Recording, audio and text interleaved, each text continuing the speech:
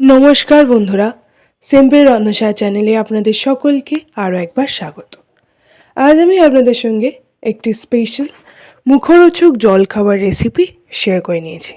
এর আগে আমি অনেক রকমের জলখাবার রেসিপি আমার চ্যানেলে শেয়ার করেছি বন্ধুরা, কিন্তু এটা একদম অন্যরকমভাবে এবং অন্য পদ্ধতিতে আমি বানাচ্ছি, তো অবশ্যই পুরো রেসিপিটা দেখতে থাকুন।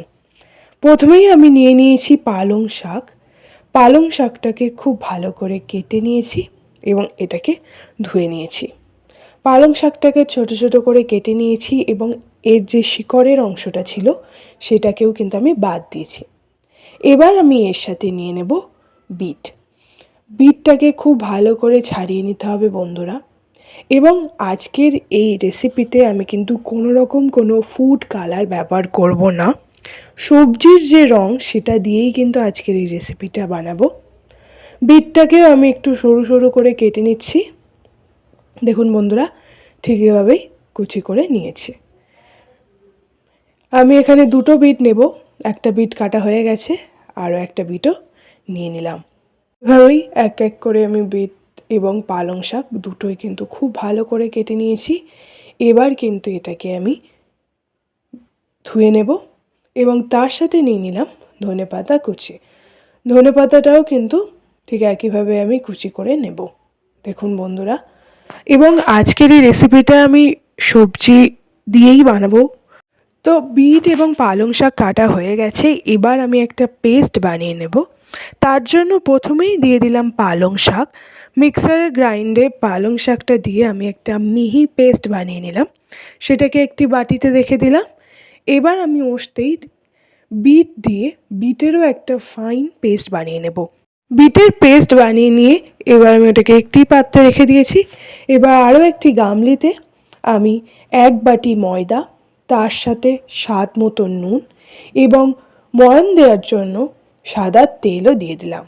এবার পুরো ময়দাটার সাথে সমস্ত উপকরণগুলো খুব ভালো করে মিশিয়ে নেব এবং আমি এখানে 1 বাটি ময়দার সাথে বড় চামচের 2 চামচ সাদা তেল দিয়েছি এবং ময়দাটা যাতে কোথাও দলা পাকিয়ে না থাকে, সবটা যাতে খুব ভালো করে মিশে যায় সেটা আমি খেয়াল রাখবো।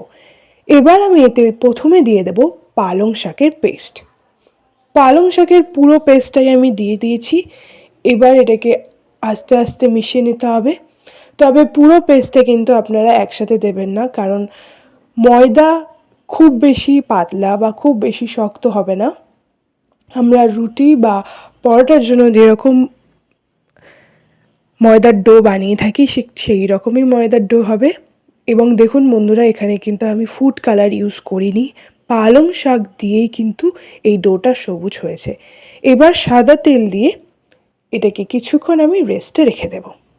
একইভাবে আরও একটা বাটিতে 1 বাটি ময়দা নিয়ে তাতে নুন এবং চিনি দিয়ে এবার আমি বিটের যে পেস্টটা বানিয়েছিলাম সেটা দিয়ে দেব। দিয়ে এটাকে আস্তে আস্তে আমি একটা ডো বানিয়ে নেব। আপনারা যদি শুধু বিটের জুসটা দিতে চান তাহলে ওই বিট বাটাটাকে কিন্তু একটি জারে ওটাকে ছাঁকনি দিয়ে ছেঁকে নিতে পারেন, তাও কিন্তু হবে। দেখুন বন্ধুরা, বিট দিয়ে যে ডোটা আমি বানিয়েছিলাম সেটা কিন্তু একদম রেডি হয়ে গেছে। এবার সাদা তেল এর গায়ে ব্রাশ করে এটাকেও আমি বেশ কিছুক্ষণ চাপা দিয়ে রেখে দেব। তো পালং শাক এবং বিটের যে ডোটা বানিয়েছি সেটাকে রেখে দিয়েছি।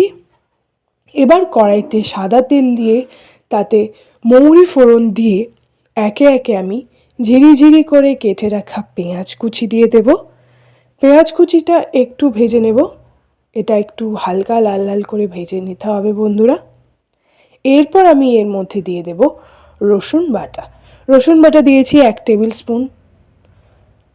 রসুন বাটা দেওয়ার পরেও এটাকে একটুখানি নেড়ে ছেড়ে নেব যাতে রসুনটা ভাজা ভাজা হয়ে যায়। তার সাথে দিয়ে দেব নুন 1 চামচ। পেঁয়াজ এবং রসুনটাকে একসাথে আমি ভেজে নিচ্ছি। মিডিয়াম আঁচে আমি এটাকে একটুখানি মশলাটাকে কষিয়ে নেব যাতে মশলার কাঁচা গন্ধ না থাকে। এবার আমি এতে দিয়ে দেব পালং শাকের পেস্ট। আমি কিছুটা পালং শাকের পেস্ট আবার বানিয়ে নিয়েছি বন্ধুরা, সেটাই দিয়ে দিলাম এবং তার সাথে দিয়ে দিলাম বিটের পেস্ট। এটাকে খুব ভালো করে আমি কষিয়ে নেব। দেখুন বন্ধুরা, পালং শাকের পেস্ট এবং বিটের যে পেস্টটা বানিয়েছিলাম তাতে কিন্তু জল রয়েছে। এই জলটা কিন্তু যতক্ষণ না শুকিয়ে যাচ্ছে ততক্ষণ আমি কড়াইতে এটাকে কষিয়ে নেব। দেখুন বন্ধুরা, এভাবেই কিন্তু 2 থেকে 4 মিনিট এটাকে মিডিয়াম থেকে হাই ফ্লেমে নাড়াচাড়া করে রান্না করে নিলেই কিন্তু হয়ে যাবে এবং এটাও আস্তে আস্তে শুকনো শুকনো একটা পুরের আকারে তৈরি হয়ে যাবে। তো বিটের কালারটাও কিন্তু খুব ভালো করে বেরিয়ে এসছে এবং মশলা থেকে তেল ছাড়তে শুরু করে দিয়েছে। এবার আমি এতে দিয়ে দেব 2 চামচ বেসন। বেসন দেওয়ার পরে এটাকে একটুখানি আমি নেড়ে চেড়ে নেব এবং তাতে দিয়ে দেব ভাজা মশলা এবং গরম মশলা গুঁড়ো। ভাজা মশলাটা আমি গোটা জিরে, গোটা ধনে, গোটা গোলমরিচ শুকনো খোলায় ভেজে গুঁড়ো করে নিয়েছিলাম। এবার আমি সবশেষে দিয়ে দেব আদা কুচি এবং তারপরে দিয়ে দেব ধনেপাতা কুচি। আদা কুচিটা আমি কিন্তু লাস্টেই দিলাম, তো আপনারা কিন্তু ঠিক একইভাবে লাস্টেই দেবেন। তো এবার আমি এটাতে দিয়ে দিলাম 1 চামচ ধনেপাতার পেস্ট এবং পুরো পুরটাকে খুব ভালো করে আমি কষিয়ে নেব যাতে এর মধ্যে জল জল ভাবটা না থাকে। দেখুন বন্ধুরা, এটা কিন্তু অনেকটাই মাখো মাখো হয়ে গেছে এবং ঠিক এই রকমভাবে করার সাথে আমি এটাকে মিক্সড করে নিচ্ছি। পুর রেডি। এবার আমি এটা একটা বাটিতে ঢেলে নিলাম। ওদিকে কিন্তু 1 ঘন্টা মতো আমি ডোগুলোকে রেস্টে রেখেছিলাম। এবার আমি দুটো ডোকেই একটু মেখে নিয়ে একে একে লেচি কেটে নেব। লুচির সাইজে লেচি কাটবো। প্রথমেই আমি পালং শাকের ডোটা নিয়ে নিয়েছি এবং এর থেকে মোটামুটি সমান সাইজের একটা ডো করে নেব। এটা কিন্তু পুরোটাই অর্গানিক কালার, সবজির যে কালার সেই কালার থেকেই কিন্তু এসছে। আমি কোনো ফুড কালার ব্যবহার করিনি। এতে কিন্তু এটা হেলদিও খেতে হবে এবং বাচ্চাদের জন্য তো অবশ্যই একদম পারফেক্ট একটা জলখাবার হবে। এবার আমি বিটের যে ডোটা বানিয়েছিলাম সেটা থেকে লেচি কেটে নেব।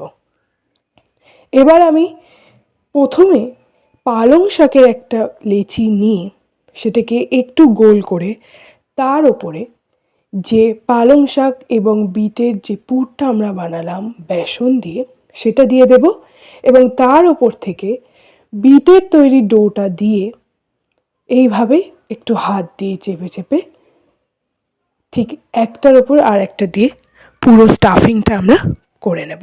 দেখুন বন্ধুরা, দেখতে কিন্তু দারুণ লাগছে। এইভাবেই আমি সবগুলো স্টাফিং খুব ভালো করে করে নেব এবং খেয়াল রাখতে হবে যাতে পুরটা বাইরে বেরিয়ে না যায়। এবার আমি একে একে লেচিগুলোকে বেলে নেব। আমি এখানে ময়দা দিয়ে বেলেছি।